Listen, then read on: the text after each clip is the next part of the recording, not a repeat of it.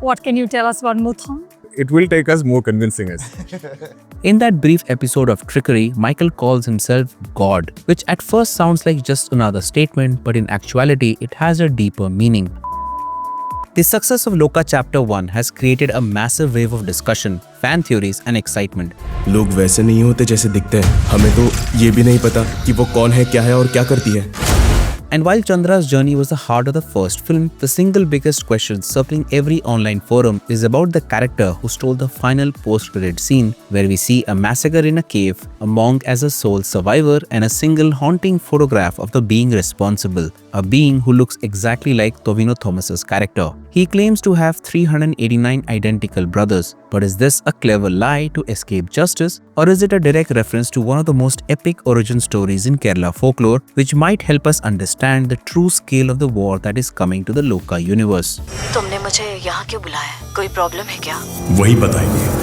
Now the makers haven't confirmed the next chapter, but there are two hints which point towards a definitive answer. Firstly, between Tovino and Dulquer, the former played a crucial part in Chapter 1, particularly through dialogues that referenced folklore. Secondly, in a recent interview, Dulquer confirmed that it would take a little more convincing to bring his father, Mammootty, as a full-fledged Muthon, because a backstory for that character is necessary to stitch together the past, present and future of the Lokah universe. What can you tell us about Muthon? It will take us more convincing us. You think? I don't know, he's the hardest person to convince. So in all likelihood, the next movie in this universe will be about Tovino Thomas's character, Michael the Chathan. And it will follow a similar story structure to that of Chandra, a hook that shows how Michael's present whereabouts are set up, similar to how Chandra's setup in Bangalore is shown. We could see some curiosity through a supporting actor, similar to how Sunny and his friends are seamlessly integrated into the story. सुन, क्या ये उड़ भी सकती है?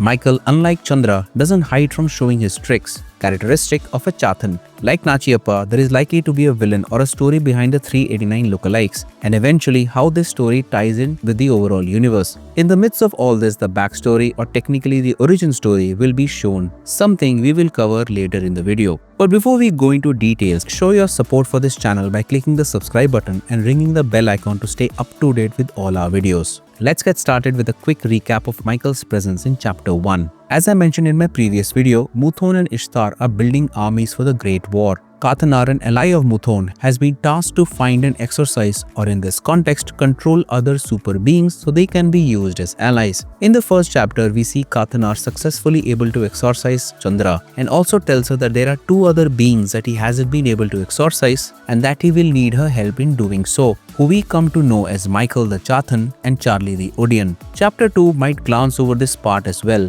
where we will see Kalyani's cameo as Chandra helping Chathan to exorcise Michael. And as we see later, Michael helps Chandra and his friends escape. In that brief episode of trickery, Michael calls himself God, which at first sounds like just another statement, but in actuality, it has a deeper meaning. Another Easter egg was when Michael leaves the Holy Grail cafe and hands the keys of his car to the boys, telling them that they will need it, and also tells Naslin to stay away, in a way hinting that he knew what was going to happen. There is a theory circulating that Michael can see the future, which is why he calls himself God. In the movie Brahmayugam, Koduman Potti, Mammootty's character of a Chathan, knew that someone was going to visit the Mana soon, which also connects to the Yakshi who kills Thevan's friend at the beginning of the movie, leaving Thevan unharmed. Now in Kerala folklore, there is no direct mention of Chathans having the ability to see the future, but because of their hyper-awareness of the present, they could predict an outcome with near-perfect accuracy, as they are aware of all the contributing factors and conversations leading up to that moment.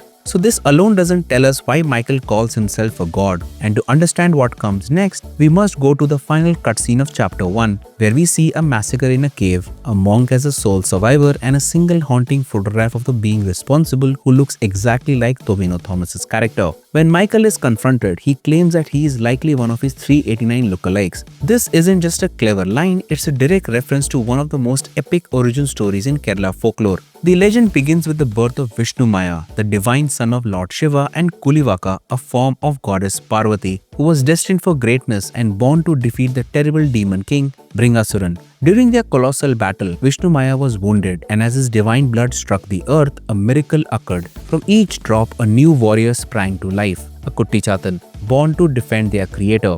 400 of these spirits rose from the battlefield, but the demon king was powerful, unleashing the celestial weapons known as Brahmastras. In an act of ultimate loyalty, 10 of the newly born spirits bravely sacrificed themselves. With the help of the remaining 390, Vishnmaya defeated Bringasuran. After the war, their purpose transformed. Lord Vishnmaya became a revered deity, a guardian of the land who answered the prayers of the devout, and his 390 Kuttichathans became the eternal protectors of the land. This divine origin is the very heart of Michael's identity, and the key to understanding his seemingly contradictory nature. When he claims to have 389 lookalikes, he is speaking a literal truth rooted in this legend. He is one of the surviving brothers from that celestial battle, born directly from the blood of a deity. He is not merely a servant of a god, he is in essence of God. His power, his consciousness and his very substance are divine, which could be why he was able to anticipate future events, and his arrogance stems from a truth that no one around him can comprehend.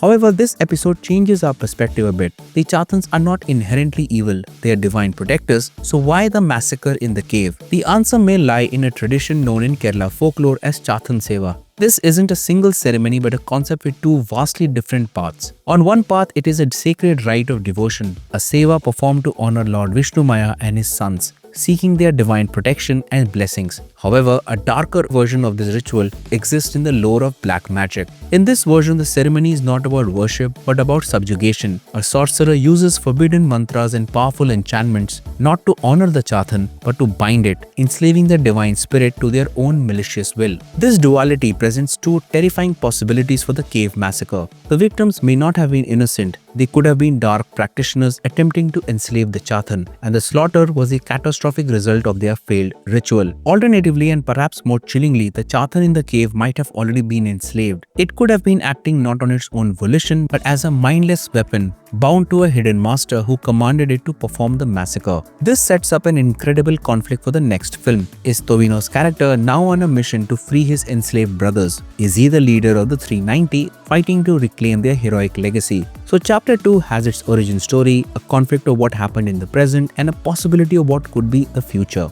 In Chapter 1, we learned a lot about Muthun and very little about Ishtar from the present storyline. It's difficult to confirm, but I have a feeling that Shobin or Balu Varghese will have a part to play in Chapter 2, possibly as an antagonist to give more insight into Ishtar's strategies. I really liked Shobin in Coolie. He was the best surprise of the movie, in a good way of course. And if he is playing an antagonist, a showdown between Michael and Shobin's character will be interesting to watch. I suppose we'll likely see some of Charlie, Chandra and Muthun in Chapter 2, but in all likelihood, more about Ishtar and a lot more about Michael. What is the past, present and future of Tovino's character?